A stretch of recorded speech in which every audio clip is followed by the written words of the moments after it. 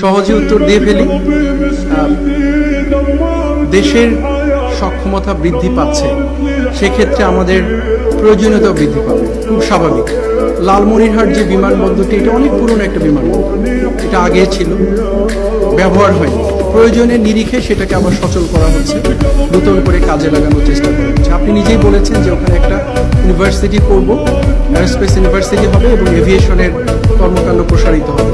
উত্তরটা এটার মধ্যেই নিহিত রয়ে গেছে। প্রয়োজনের নিরিখেই এই বিমানবন্দরটিকে সচল করা হচ্ছে এবং দেশের অ্যাসেট দেশের প্রয়োজনে ব্যবহার হবে, এটি খুব স্বাভাবিক।